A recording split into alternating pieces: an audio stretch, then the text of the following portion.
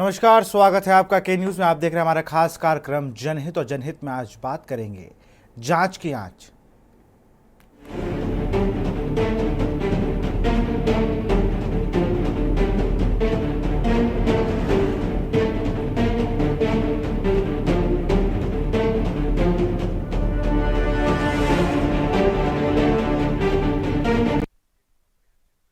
UP सरकार की तरफ से प्रदेश के 4000 मदरसों की जांच एटीएस को सौंपी गई है, जिसके बाद एटीएस ने इन मदरसों के फंडिंग की जांच शुरू कर दी है। इस संबंध में शासन की तरफ से गाजीपुर जिले के अल्पसंख्यक विभाग को भी पत्र आया है। इस पत्र के आधार पर जिले के 11 मदरसे चिन्हित किए गए हैं, जो पिछले 2 दशकों से भी ज्यादा समय से बगैर मान्यता के संचालित किए जा रहे थे। इन मदरसों की जांच की आंच अल्पसंख्यक विभाग ने एटीएस को भेज दी है। अब एटीएस इन मदरसों के फंडिंग की जांच करेगा और अपनी रिपोर्ट शासन को भेजेगा। गाजीपुर जिला अल्पसंख्यक अधिकारी ने इन मदरसों की जानकारी देते हुए बताया कि गैर मान्यता प्राप्त मदरसों में से एक दिलदार नगर का मदरसा है, जो 1962 से अब तक बगैर मान्यता के संचालित हो रहा है, जिसमें मौजूदा समय में 262 छात्र शिक्षा ग्रहण कर रहे हैं। इनकी फंडिंग की जांच हो। इसी तरह के जिले के बहिराबाद स्थित अरबिया दरुल उलूम के पास भी मान्यता नहीं है, जिसमें 65 छात्र पढ़ते हैं और 4 टीचर अध्यापक के तौर पर वहां कार्य कर रहे हैं, जहां पर कुरान और उर्दू की पढ़ाई होती है, जो आम चंदे से चलता है। मदरसा दीनिया स्टीमर घाट, जो कि 1931 संचालित है, यहाँ पर 92 बच्चे और 9 टीचर हैं। यहाँ भी आम चंदे से ही संचालित होता है। इसके अलावा मदरसा मसीहुल ताजपुर कुर्रा के पास भी मान्यता नहीं है। यहाँ 240 छात्र पढ़ते हैं और 5 टीचर हैं। इस मदरसे में उर्दू की पढ़ाई कराई जाती है या जन सहयोग से चलता है। मदरसा तोगिया बदरुल उलूम ताजपुर कुर्रा 2012 संचालित होता है। यहाँ पर 80 बच्चे हैं और 5 टीचर हैं।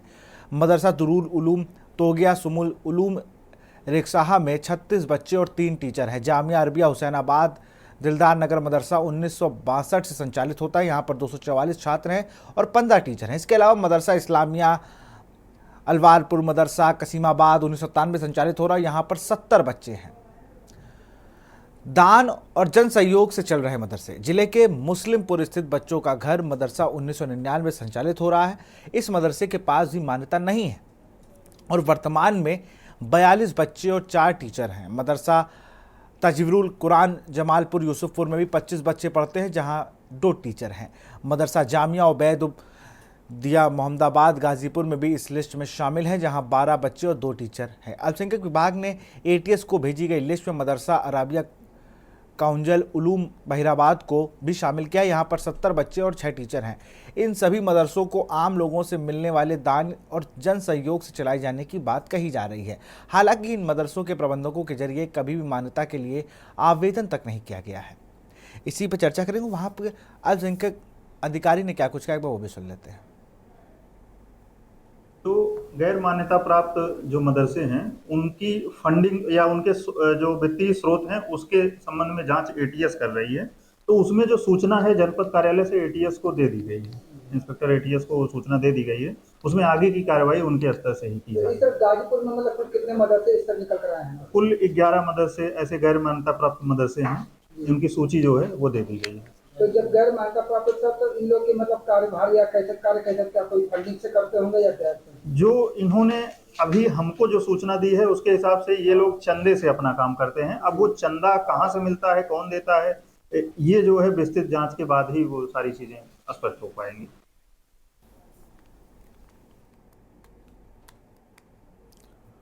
और इसी पर चर्चा करेंगे। हमारे साथ खास पैनल भी जुड़े। किरण मिश्रा है समाज सेवी, सुनील द्विवेदी हैं बीजेपी प्रवक्ता, पूजा मिश्रा हैं सपा प्रवक्ता, और वरिष्ठ पत्रकार भी हमारे साथ जुड़ेंगे। सबसे पहले सुनील द्विवेदी के पास ही चलेंगे। सुनील जी, सरकार लगातार मदरसों पे बड़ा ज़्यादा फोकस कर रही है, और अब तो जांच और तमाम चीज़ें, कहाँ से पैसा ला रहे हो, कैसे पढ़ा रहे हो। बड़ी बात यह है कि बच्चों की शिक्षा को लेकर डर हो रहा है। आने वाले समय मुझे नहीं लगता अगर ऐसे ही जांच और ये सब होती रही तो मदरसे में एडमिशन कौन लेगा। विशाल जी, बहुत अच्छी बात कही आपने। देखिए, मुद्दा यहाँ पर शिक्षा का या धार्मिक शिक्षा का नहीं है, मुद्दा गंभीर है। अगर आपके पास भी पर्याप्त जानकारी होगी, एटीएस ने जो रिपोर्ट सौंपी है राज्य सरकार को, उसमें 13,000 ऐसे मदरसे हैं जो गैर मान्यता प्राप्त हैं।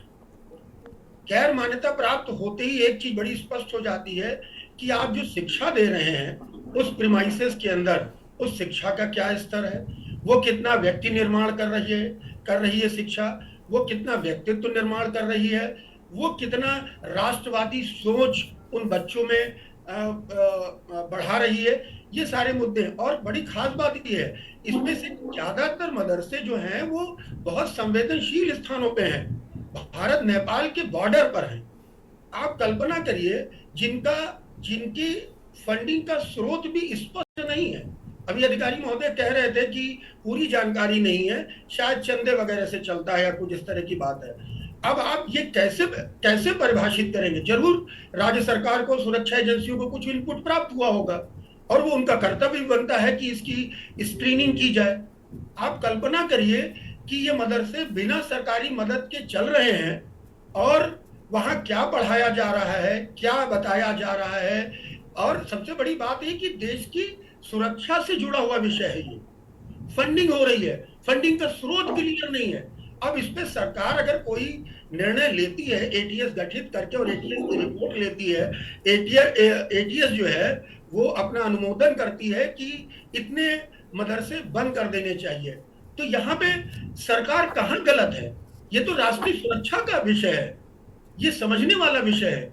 अब आइए एक आपका दूसरा प्रश्न कि बच्चों की शिक्षा की बात, ये तो काफी पहले हुआ है। हमारे पास तो तमाम सरकारी विद्यालय हैं, आप हर ग्राम में सरकारी विद्यालय हैं और सारी तरह की शिक्षा दी जा रही है। धार्मिक शिक्षा के अतिरिक्त बाकी में विज्ञान भी पढ़ाया जा रहा है, गणित भी पढ़ाई जा रही है, अंग्रेजी भी पढ़ाई जा रही है।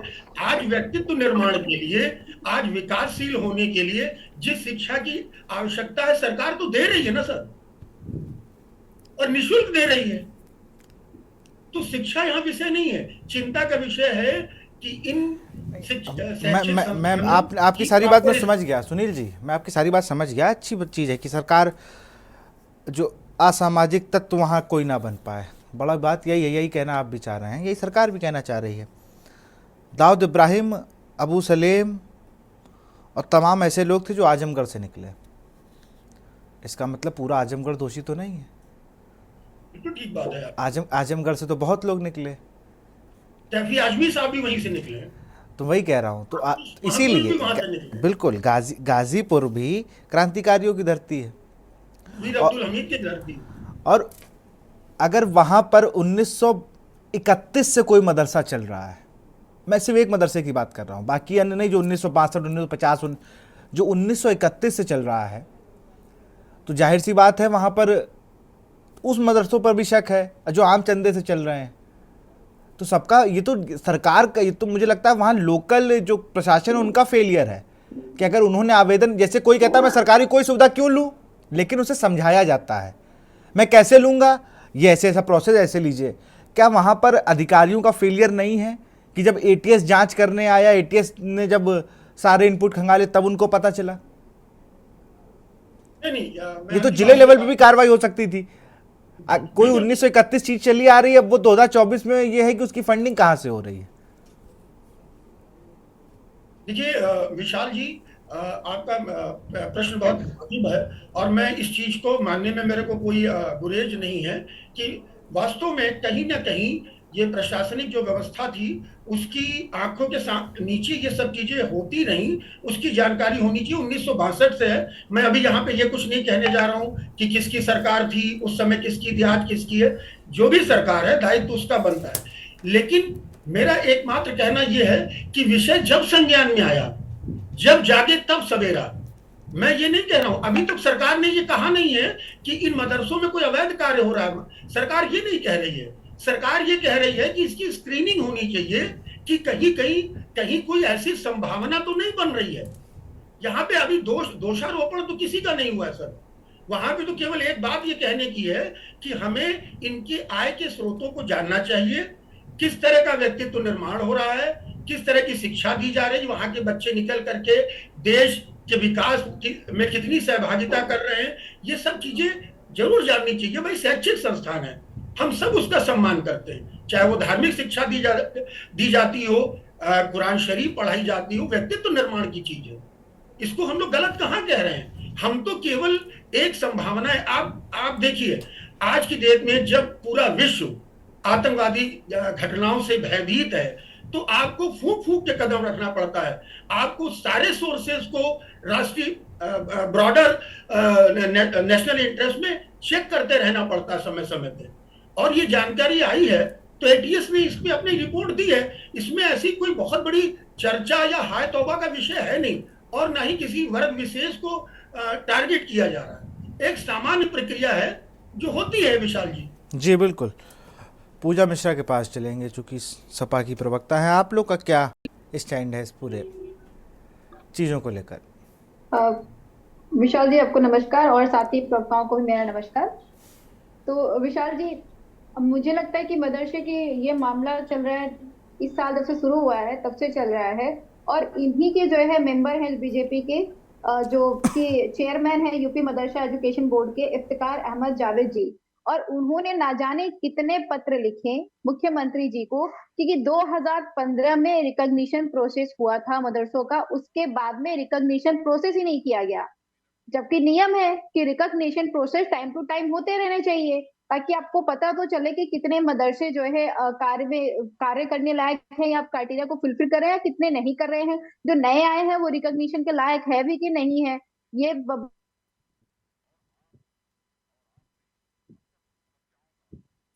मुझे लगता है कि आपने देखा होगा विशाल जी, ये असम में 1513 मदरसे बंद कर दिए गए थे मार्च में 2024 के। वो बंद क्यों कर दिए? क्योंकि आपने रिकॉग्निशन का प्रोसेस नहीं किया। उसके बाद में वो छात्र कहाँ चले गए? तो मुझे लगता है कि आप जब एटीएस गठित कर रहे हो, आप अब जा करके कर रहे हो, ये आपका फेलियर है। आपको पहले जब रिकॉग्निशन प्रोसेस होता रहता है साल दर साल, वो आपको करना चाहिए था। 2015 के बाद में आपने प्रोसेस नहीं किया, और इस 9 सालों में ऑब्वियसली आप कहीं पे कोई लुकआउट ही नहीं करेगी तो कुछ ना कुछ तो ग्रो होगा ही। कुछ ग्रो हुआ, कुछ हो सकता है कि अब आप रिकॉग्निशन प्रोसेस नहीं किए हैं, तो जो नए आ गए होंगे, वो जो इलीगल होंगे, जो पुराने रहेंगे, आपने उनको भी देख रेख नहीं कर पाए हुए हैं।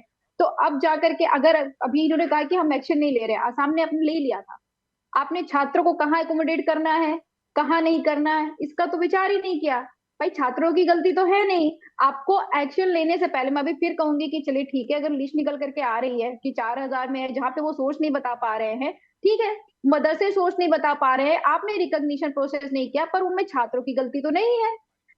मैं चाहूंगी कि अगर आप उनपे कुछ एक्शन लेने भी जा रहे हैं, जैसे कि आपने 1500 उठा करके असम में बंद करके, तो वैसा ना करे, उनमें छात्रों को एकोमोडेट तो करिए। ये तो एजुकेशन ऑफ राइट टू का हनन नहीं हो जाता है ना, कि सबको एजुकेशन मिलना चाहिए, आपने उठाया कि नहीं मदरसे चल के आ रहे हैं इस तरीके से उसको बंद कर दिया जाए। तो ये हालांकि मुझे लगता है कि फेलियर तो है, प्रशासन का फेलियर है, सरकार का फेलियर है, और एप्लीकेशन के बाद में भी आप नहीं जागे, ये तो और फेलियर है। और वो आप ही के पार्टी के मेंबर है जो आपको एप्लीकेशन लिखते रहे कि भाई रिकॉग्निशन प्रोसेस हो जाए। उन्होंने कहा था कि अगर रिकॉग्निशन प्रोसेस नहीं होता है तो 7.5 लाख उत्तर प्रदेश के ऐसे छात्र प्रभावित होंगे जो मदरसों में पढ़ते हैं।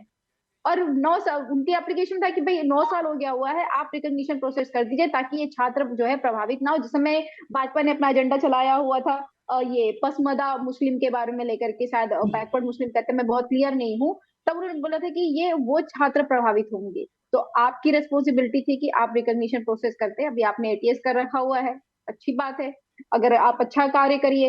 लेकिन परेशानी ये है कि पोलराइजेशन की तरफ जो है भाजपा वर्क करती चली हुई आई है। हम आशा करते हैं और हम चाहेंगे फिर से कि भाई असम जैसी कृत्य ना करिएगा कि उठा करके नफरत बांटिए, और जो है बच्चे कहाँ जा रहे हैं उनसे मतलब नहीं है, आप मदरसे बंद कर दीजिए।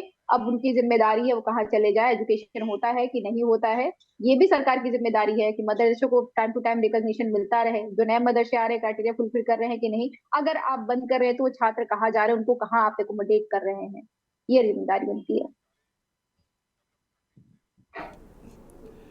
कितना सहमत है पूजा मिश्रा की बातों से?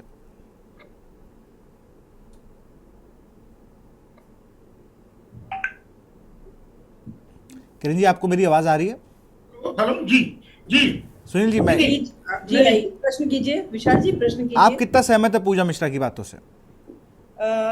देखिए, मैं दलगत राजनीति तो नहीं जानती हूँ, ना मैं इस दल से हूँ, ना मैं उस दल से हूँ, ना मैं किसी दलदल में हूँ। दलदल नहीं जानती। हाँ, एटीएस की जो कार्यवाही हुई है ये इसलिए नहीं हुई है कि मदरसों को बंद किया जाए। जहाँ तक मेरी जानकारी है और जहाँ तक मैं समझती हूँ एक सामाजिक कार्यकर्ता होने के नाते, इसमें बेसिक एमिनिटीज़ को देखने की प्राथमिकता थी। क्या बच्चों को जो बेसिक फैसिलिटीज़ वहाँ हैं वो प्रोवाइड हो रही हैं, शौचालय है नहीं है, उनका खान पान का स्तर क्या है, वो किस तरह से रह रहे हैं, उनकी शिक्षा की क्या प्रक्रिया है, उनकी शिक्षा की गुणवत्ता क्या है, उनकी जो जानकारियाँ उन्हें दी जा रही हैं क्या वो राष्ट्रहित में है, राष्ट्र विरोधी हैं, उनके व्यक्तित्व का निर्माण जो है वो चहुमुखी हो रहा है या एक ही दिशा की तरफ जा रहा है, ये सारी जानकारियां हैं। इसके पीछे राजनीतिक कारण क्या है वो नहीं, लेकिन हाँ जो एक खुल के सामने चीज़ आई है उसमें बेसिक यही था कि मदरसों को ये जांचना है कि उनकी जो एजुकेशन दी जा रही है क्या वो हमारी हायर एजुकेशन से लिंक करती हुई है या नहीं है। बेसिक ये था, क्योंकि देखिए कोई भी बोर्ड है, मदरसा बोर्ड है, मदरसा board is like UP board, CBSE board, वो एक पर्टिकुलर क्लास तक की ही एजुकेशन दे सकता है, उसके बाद उस बच्चे को यूजीसी में जाना होगा। तो क्या मदरसा बोर्ड की जो एजुकेशन की जो व्यवस्था है या जो उसकी जो गुणवत्ता है शिक्षा की, क्या वो इस स्तर की है कि वो आगे बच्चा अपने भविष्य के साथ में कुछ अच्छा निर्णय ले सके और अच्छी जगह पहुंच सके। जहाँ तक मैं समझती हूँ एटीएस को इसलिए नहीं लगाया गया कि मकसद मदरसे बंद करना है। मुझे नहीं लगता कि मदरसे बंद करने का कोई मकसद है। हाँ, इससे एक दबाव ज़रूर पड़ेगा, जिन मदरसों ने रजिस्ट्रेशन नहीं कराया है या जो गैर कानूनी ढंग से चल रहे हैं वो कानून के दायरे में आ जाएंगे, ये एक बड़ी राहत की बात हो जाएगी। और उसके बाद जैसा पूजा जी ने कहा कि ये देखना चाहिए था प्रशासन को, तो हो सकता है प्रशासन को इस एटीएस की जांच के बाद एक बड़ा प्लेटफॉर्म मिल जाए कि वो इन सब पर नज़र रख सके और इनकी सुचारू व्यवस्था कर सके। मुझे ऐसा लगता है विशाल जी, व्यक्तिगत तौर पर। बिल्कुल संतोष जी, पूरे जो अभी एटीएस को 11 मदरसे सौंपे गए हैं, उनमें कई मदरसे हैं जो बहुत लंबे समय संचालित हो रहे हैं आम चंदे से, या क्या उनका फंडेड तरीका है किसी को नहीं पता है, अधिकारियों को तो नहीं पता है, जो सच्चिदानंद तिवारी अल्पसंख्यक अधिकारी उन्हें भी नहीं पता है। संतोष जी, सबसे अहम पहलू है इस सब की जानकारी का जिम्मा प्रशासनिक, एलआईयू, खुफिया तंत्र इनका होता है कि मदरसे जो चल रहे हैं वो किसकी फंडिंग से चल, पैसा कहाँ से आ रहा है, कैसे आ रहा है, किसके माध्यम से आ रहा है, उसमें पूरी तरह से एलआईयू, खुफिया तंत्र फेल हो चुका। ये मुख्यमंत्री के निर्देश आदेश से ये साबित हो चुका है कि नीचे का अमला जो उनका था पूरी तरह से भ्रष्टाचार में लिप्त था और कहीं ना कहीं पर्दे के पीछे से वो आंख में पट्टी बांधकर मुख्यमंत्री को गुमराह कर रहा। इस बात की जानकारी जब मुख्यमंत्री जी को हो गई कि नहीं मदरसों में फंडिंग कहाँ से हो रही है, कैसे हो रही है, कई आतंकवादी छात्र भी उसके साथ गुटों में कई जगह पकड़े गए, जब इसका खुलासा हुआ तो पता चला फला मदरसे के थे, फला मदरसे के थे, ये चीजें उभर कर जब सामने आई उसमें सच्चाई क्या है ये तो एटीएस एसटीएफ के अधिकारी बता सकते हैं। जो पकड़े गए उन्होंने किया था कि नहीं कृत्य किया था ये तो उनकी आउटलुक की बात है, पुलिस प्रशासन का उस पर हम लोग कुछ नहीं कह सकते हैं। बिल्कुल, लेकिन अभी तक जो मदरसे चल रहे थे, कैसे चल रहे थे, क्यों चल रहे थे, किसके आदेश से चल रहे थे, 3 दशक अभी इनकी सरकार रही बीजेपी की, तो ये आंख पे पट्टी बांधे थे क्या? तब इनको नहीं दिखाई दे रहा था। अभी एक्शन ले लेते जब पहली बार चीफ मिनिस्टर योगी आदित्यनाथ हुए थे और इनकी सरकार थी केंद्र राज्य, अगर उसी समय ये इनके ऊपर चाबुक चल जाता तो आज ये एटीएस एसटीएफ की स्थिति ना थी, इतने आतंकवादी उभर के ना पाते, इतने जो कुकुर मुद्दे की तरह फैल गए हैं। हर आदमी हर एक वार्ड में विशाल जी एक मदरसा आपको मिलेगा और मदरसे को व्यवसाय के तौर पर इन लोगों ने बना रखा। और ये बिल्कुल कटु सत्य है कि इनकी फंडिंग जो है कहीं ना कहीं से उसी शहर के लोग पूंजीपति जो हैं, किस वर्ग के हैं मैं किसी को ऊपर आरोप नहीं लगाऊंगा क्योंकि आरोप लगाने का मुझे अधिकार ही प्राप्त नहीं, वहीं से होती है। अगर विदेश से होती है और कहीं से होती है तो ये बहुत बड़ा प्रश्न चिन्ह भाजपा सरकार पर है कि वो पूरी तरह फेल्योर साबित हो चुकी है, उनका खुफिया तंत्र फेल्योर साबित हो गया अगर बाहर से फंडिंग हो रही है। और उनके अकाउंट में पैसा कहां से आ रहा, क्यों आ रहा, कैसे आ रहा, कब कब आया, इसकी जानकारी इनको करना चाहिए। खुफिया तंत्र जो इनके केंद्र से लेके यूपी तक बड़े बड़े दावे सब करते घूम रहे थे, सबसे पहले तो इनको अपने खुफिया तंत्र को मजबूत करना चाहिए। और उनके जो अफसर बैठे करोड़ों रुपए का जो हजम कर रहे हैं प्रतिमा, सबसे पहले तो उनके ऊपर सस्पेंशन और बर्खास्त की कार्रवाई करनी चाहिए। फंडिंग आ कहां से रही थी? जब अब फंडिंग की बात अब आई है, योगी जी 2-3 बार का मुख्यमंत्री रहे, केंद्र में सरकार बीजेपी की रही और फंडिंग होती रही। कैसे हुई फंडिंग विशाल जी? चलिए ये मैं कैसे बता दूं, अब हम लोग भी जांच का ही विषय है ये संतोष जी। अब जरा इस पर कैसे आया पैसा? बिल्कुल, ये बीजेपी के प्रवक्ता हैं, वो थोड़ा सरकार के हम लोगों से ज़्यादा करीब रहते हैं, तो और अच्छे से बता देंगे। सुनील जी, मदरसों में ये छात्र बैठे हुए हैं इस तरह के, और ये सत्य है। देखिए ऐसा है, हम लोग भी स्टूडेंट लाइफ में पढ़ते थे तो हम लोगों के कॉलेज में भी आपराधिक तत्व काफी पनपते थे, ऐसा नहीं कि नहीं थे, काफी आपराधिक तत्व थे। तो हर जगह आपराधिक मानसिकता तो चाहे वो स्कूल हो, मदरसा हो, कॉलेज हो, कहीं भी मिलेगा शुरू हो जाता, वो कहीं भी मिलेगा।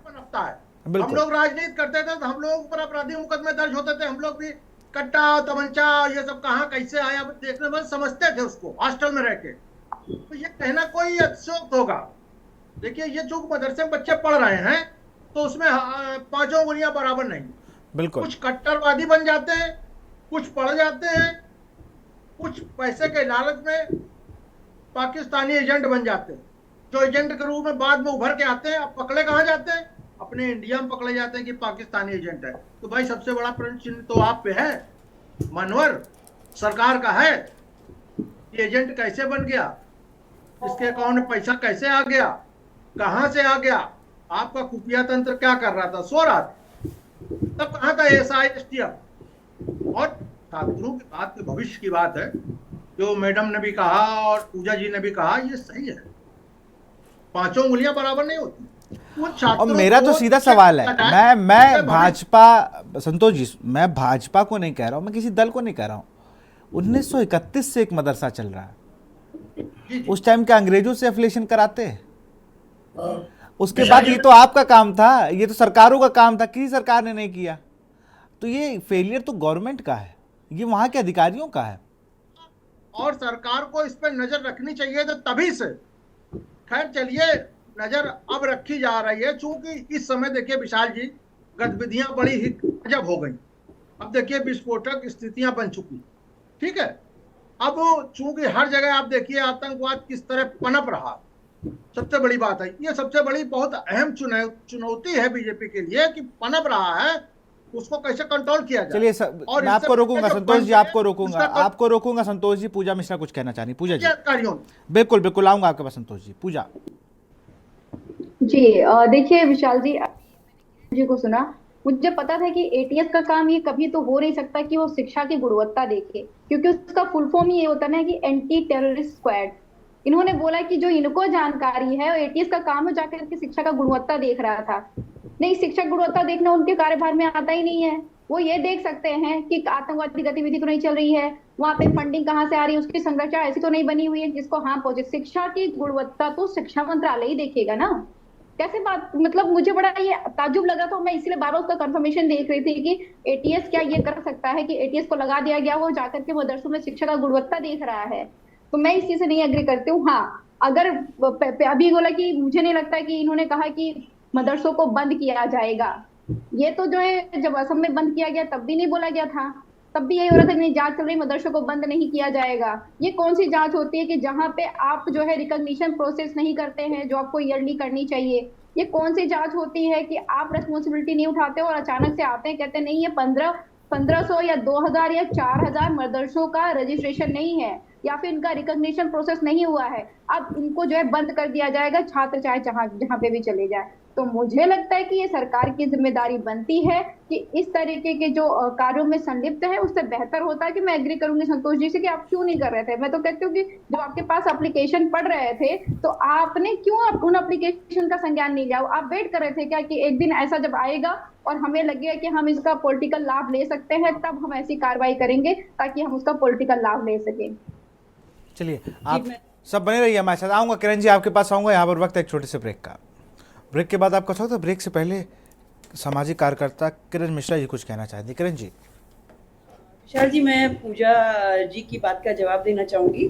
पूजा जी, आपने बोला गुणवत्ता की जांच एटीएस का काम नहीं है। हाँ, बिल्कुल नहीं है, पर उस गुणवत्ता जांच में ये तो पता लग सकता है कि जो विकासशीलता चल रही है, जिस दिशा में बच्चों को बढ़ना चाहिए, क्या ये बच्चे उस दिशा में बढ़ रहे हैं?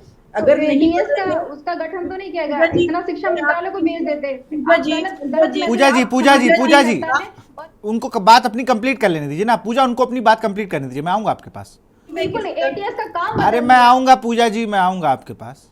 मैं आता हूँ, आपका भी पूरा व्यू जानूंगा, लेकिन उनको अपनी बात कंप्लीट कर लेने दीजिए। इसलिए पूरा कंफर्मेशन ली कि क्या एटीएस के कार्य क्षेत्र में कहीं से भी आता है, और मैंने तब तक नहीं बोला जब तक मुझे कंफर्मेशन नहीं हो गया कि एटीएस के कार्य क्षेत्र में कहीं से नहीं आता है। मैंने आपके बीच में नहीं बोला, मेरा जवाब पूर्ण हो जाने दीजिए कृपया, उसके बाद बोलिए पूजा जी। मुझे पता है आपके पीछे एक बहुत लंबी चौड़ी टीम है, मेरे पीछे कोई टीम नहीं है। मैं घर घर जाके समाज सेवी हूँ। मुझे नहीं जानती हूँ विशाल कि मेरे पे पर्सनल नहीं होंगी। नहीं, कोई पर्सनल नहीं हो रहा, कोई पर्सनल नहीं हो रहा है, कोई पर्सनल नहीं हो रहा। विशाल जी को बोलिए मेरे पीछे टीम है कि नहीं, इसमें ना आए। चलिए, आपको पता है क्या? आपकी पार्टी नहीं है। जानती। मैं सपा से हूँ। अरे भाई, मुद्दा एटीएस मदरसा जांच है। पूजा, ये पर्सनल ना, मैं इन पे पर्सनल नहीं हुआ। ना, बिल्कुल नहीं, कोई पर्सनल नहीं हो रहा है, कोई पर्सनल नहीं हो रहा है, कोई पर्सनल नहीं हो रहा है। पूजा, कोई पर्सनल नहीं हो रहा है। धैर्य रखिए। चलिए जल्दी से किरण जी अपनी बात को पूरा करें। किसी व्यक्तिगत उसमें नहीं जा रही हूँ, और अगर आपको लगा है ऐसा तो मैं उसके लिए सॉरी बोल रही हूँ। मुझे ऐसा कोई नहीं है, मैं आपकी बात का सिर्फ जवाब दे रही थी। और अगर आपको लग रहा है कि मैं पर्सनल हो रही हूँ तो आप उस पर मत जाइए, मैं फिर कह रही हूँ आपसे। दूसरी बात मैं ये कहना चाह रही हूँ कि गुणवत्ता की जांच करना एसटीएफ का काम नहीं है, ये मैं कह रही हूँ, खुद कह रही हूँ। लेकिन उसकी आड़ में जो आतंकी गतिविधि, जैसा संतोष जी कह रहे थे, अगर वो चल रही है तो वो तो एसटीएफ पकड़ सकती है ना। मैं वहां पर आ रही थी पूजा जी, उसको अपने ऊपर मत लीजिए, ठीक है। दूसरी बात मैं ये कहना चाह रही कि पूजा जी, आपने ये कहा कि इन्होंने पहले से क्यों नहीं की, एसटीएफ की जरूरत क्यों पड़ी, तो मैं यहाँ आपको छोटी सी अपडेट देना चाह रही हूँ। 1995 में अल्पसंख्यक आयोग का गठन हुआ था। उस समय ये डिसाइड हुआ था कि अल्पसंख्यक आयोग के तहत ही ये मदरसा बोर्ड चलेगा, और मदरसा बोर्ड की जांच जो है, जो अल्पसंख्यक आयोग जिस अधिकारी को नियुक्त करेगा वही कर सकता है। कोई भी बाहरी आदमी जाकर के वहां जांच अचानक से नहीं कर सकता। 2016 में इसमें एक अमेंडमेंट हुआ जिसके तहत एक ये बात आई कि कोई भी बाहरी जा सकता है, लेकिन वो भी नामित होगा अल्पसंख्यक जो आयोग बना है उसके द्वारा। तो पूजा जी, एकदम से कोई भी वहां पर जांच के लिए नहीं जा सकता था। मैं ये जानकारी ऐड ऑन करना चाह रही थी आपकी जानकारियों के साथ में, और संतोष मैं आपकी जानकारी के साथ में ऐड ऑन कर देती हूँ। बिल्कुल, मैं आपकी जानकारी के साथ में जो है ऐड ऑन कर मेरी बात पूरी हो जाने दीजिए प्लीज। का फैसला आया है। मेरी बात अरे पूजा जी, बात खत्म है, ऐसा तो फिर भिंडी बाजार हो जाएगा, कोई किसी को सुन ही नहीं पाएगा भाई।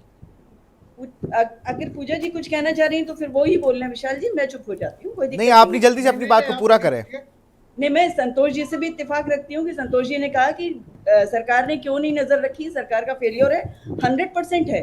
अगर वहां आतंकी गतिविधियों का कहीं से भी कोई कनेक्शन मिल रहा है तो 100% फेलियर है सरकार का, और सरकार को इस पे ध्यान देना चाहिए। अगर 16 में नामित हो गया था और ये हो गया था कि कोई बाहर का अधिकारी जा सकता है, तो 2016 से लेकर 2024 तक सरकार क्यों चुप रही? इस दशक में तो बीजेपी की ही सरकार थी ना। क्यों नहीं उन्होंने अपने यहाँ से किसी भरोसेमंद को नामित किया जो अंदर जाकर के पूरी जानकारियां इकट्ठा करता? सर्वे की आवश्यकता ही ना पड़ती। मैं यहाँ पर आ रही थी। तो ये एक चिंता का विषय है, और इस पर बिल्कुल बारीकी से जांच होनी चाहिए और पूरी तरह से जांच होनी चाहिए कि क्या वास्तव में मदरसे जो हैं वो आतंकवाद का अड्डा बनते जा रहे हैं, या वास्तव में ये गरीब परिवारों के बच्चों के पुनरुत्थान, उनके विकास और व्यक्तित्व निर्माण के लिए हैं। मैं यहाँ पर आ रही थी। अगर व्यक्तित्व निर्माण के लिए है तो सरकार को ध्यान देना चाहिए और जहाँ असुविधाएं हैं वहाँ सुविधाएं बढ़ाई जानी चाहिए और सरकार का इंटरफेरेंस डायरेक्ट होना चाहिए। पोर्टल बहुत देर से बना, जो पोर्टल पहले बन जाना चाहिए था। जब 2016 में अमेंडमेंट आया तो पोर्टल बन जाना चाहिए था, रजिस्ट्रेशन हो जाने चाहिए थे, सर्वे की आवश्यकता ही नहीं पड़ती अगर टाइम टू टाइम पे सारी चीजें होती रहती। मैं ये कहना चाह रही थी, अगर किसी को मेरे किसी भी वक्तव्य से कोई घात पहुंचा है तो उसके लिए मैं पर्सनल नहीं हूँ, ना थी, उसके लिए मैं क्षमा मांग रही हूँ। चलिए मैं बस इतना, मैं विशाल जी, बस मैं जानकारी में बस इतना ही ऐड करना चाहता हूँ। उन्होंने 95 से शुरू किया था कि मदरसा बोर्ड बना था, तो 2004 का जो है सुप्रीम कोर्ट का फैसला आया हुआ था कि जो मदरसे हैं वो राज्य द्वारा फंडिंग है, वो राज्य सरकार की वो जिम्मेदारी बन जाती है। वो सुप्रीम कोर्ट का फैसला आया हुआ है कि राज्य सरकार की जिम्मेदारी है कि वो उन मदरसों में गुणवत्ता एजुकेशन हो रहा है कि नहीं हो रहा है। जो आपने कहा था इनिशियली ने कि एटीएस कर रही है, वो एटीएस का तो कार्यभार है नहीं, अभी आपने जो है उस चीज को माना, बड़ी अच्छी बात है। तो ये जो है राज्य सरकार की कमी है। बस मैं इतना ही कहना चाह रही थी कि ATS is not assigned to जज द क्वालिटी ऑफ एजुकेशन। मैं पूजा जी, मैं उससे अवगत हूँ। 2004 में जो फैसला आया था, राज्य सरकार की जिम्मेदारी तब बनती है जब पोर्टल पर वो मदरसा रजिस्टर्ड हो।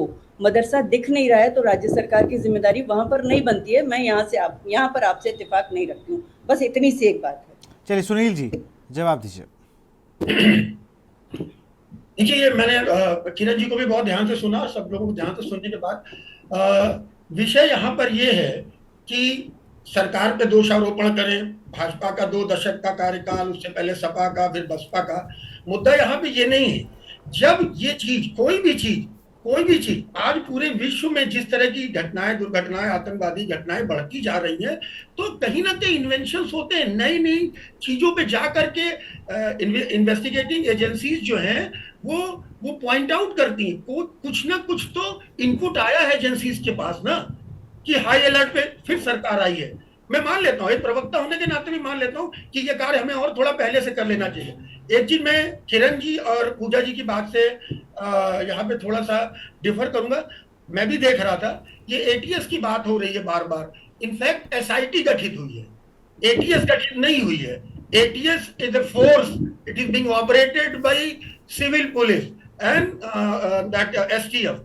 तो दिस इज एसआईटी।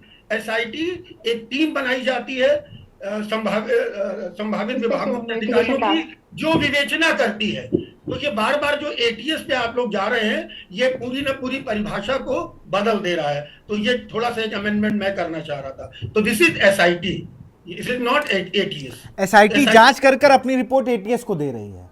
जी हाँ, एग्जैक्टली। और ये जो जानकारी निकाली है वो एसआईटी ने निकाली। बिल्कुल, एसआईटी ने जानकारी निकाली है कि 13,000 मदरसे अवैध हैं। अब एक दूसरी चीज, मैं पूजा जी की बात पे आता हूँ। पूजा जी अभी कह रही थी कि उनकी रिकग्निशन क्यों नहीं, उनकी मान्यता क्यों नहीं हुई। आपको मालूम, आश्चर्य होगा, ये जो 13,000 मदरसे जिनका नाम आया है, इन 13,000 मदरसे जो कुछ तो उसमें से 1931 से चल रहे हैं, इन्होंने कभी भी मान्यता के लिए आवेदन तक नहीं किया है। जब मान्यता के लिए आवेदन नहीं किया है तो वो फिर किरण जी की बात यहाँ पे सही होती है, वो पोर्टल पे अपडेट नहीं है। जब पोर्टल पे अपडेट नहीं, हाँ यहाँ पे लोकल फेलियर में सुनील जी एक मेरा जब अब आपने बात करें लोकल फेलियर, मेरा एक सवाल ये है, आप मान लीजिए कोई कह रहा मैं लाइसेंस नहीं बनवाऊंगा, एक मैं थोड़ा एग्जाम्पल के तौर पर, उसको लाइसेंस के मायने नहीं पता है, उसको नहीं पता है कि लाइसेंस बनने से क्या फ़ायदे होते हैं, क्या नुकसान है। सरकार का काम है, वहाँ के आरटीओ का काम है, एआरटीओ का काम है कि वो उसको अवगत कराए कि भाई तुम अगर इसमें रजिस्टर्ड हो जाओगे तो तुम अगर गाड़ी अच्छी चलाते हो तो ड्राइवर बन जाओगे, तुम्हारी नौकरी का स्कोप बन जाएगा। लोकल अगर मान लीजिए 2004 से कोई मदरसा चल रहा, 20 साल हो गए उसको चलते हुए, कई अधिकारी आए होंगे, ऐसा तो नहीं मदरसा संचालकों से बातचीत नहीं होती होगी। आए भाई, उनको बताते कि भैया ये आप करा लो, वरना आने वाले समय में अगर एक पर भी जांच होगी तो आपका भी नाम आएगा, भले आप उसमें शामिल हो ना हो। और आपसे 65 बच्चे 60 बच्चे, क्योंकि जितने मदरसे मैंने अभी पढ़े सब में जो संख्या है वो 50 के ऊपर है, ऐसे 11 मदरसे हैं। देखिए विशाल जी, ऐसा नहीं कि अधिकारियों ने प्रयास नहीं किया। मैं ये नहीं कहता हूँ हो सकता बहुत ईमानदारी से प्रयास ना किया हो, या वो कुछ शायद अपनी प्राथमिकता ना समझ रहे हो। लेकिन एक चीज आप समझिए कि जब उन्होंने आवेदन नहीं किया तो निश्चित तौर पे कुछ जिलों के अधिकारियों ने जरूर प्रयास किया होगा, लेकिन वो रजिस्टर्ड नहीं होना चाहते हैं। जिस दिन वो रजिस्टर्ड हो जाएंगे वो पोर्टल पे आ जाएंगे। पोर्टल पे आ जाएंगे तो आपको अपना रेवेन्यू बताना पड़ेगा, आपको अपना लेखा जोखा सरकार को देना पड़ेगा। आप ये मैं मानता हूं, ये बात सत्य है कि हम बिना लाइसेंस के ड्राइविंग कर रहे थे, लेकिन बिना लाइसेंस के ड्राइविंग आप कर रहे थे तो आपको भी तो मालूम, नैतिक शिक्षा दे रहे हैं ना आप किसकी शिक्षा दे रहे हैं? अपने बच्चों को। अपने बच्चों को आप नैतिक शिक्षा दे रहे हैं ना, धर्म की शिक्षा दे रहे हैं, व्यक्तित्व निर्माण की शिक्षा दे रहे हैं, और बिना लाइसेंस के और बिना रिकॉग्निशन के विद्यालय चला रहे थे आप। तो जिम्मेदारी अगर सरकार की है तो जिम्मेदारी एक अच्छे नागरिक होने की, एक आलिम होने की, आलिम लोग ही वहां पढ़ाते हैं, बिल्कुल उनकी जिम्मेदारी भी तो थी विशाल जी। मैं मानता हूं कि सरकार का यहाँ पे फेल्योर रहा है, ठीक है, जब जाके तब सवेरा। चलिए अब देखना होगा कि ये जो मदरसों की जांच हो रही इससे क्या निकल कर आता है और क्या कुछ जनता के सब सामने होगा। बहुत बहुत शुक्रिया आप सबका हमसे जुड़ने के लिए, बहुत बहुत शुक्रिया। तो हम लोग बात कर रहे थे जांच की। आज कई मदरसों की रिपोर्ट बनाकर एटीएस को सौंपी गई है, उनकी फंडिंग को लेकर, वो कहाँ से संचालित हो रहे थे, इन सारी चीज़ों को लेकर अब देखना होगा एटीएस को जांच जब सौंप दी गई है उसके बाद क्या कुछ होता है। तो फिलहाल जनहित में इतना ही। देखते रहिए के न्यूज़ इंडिया। नमस्कार।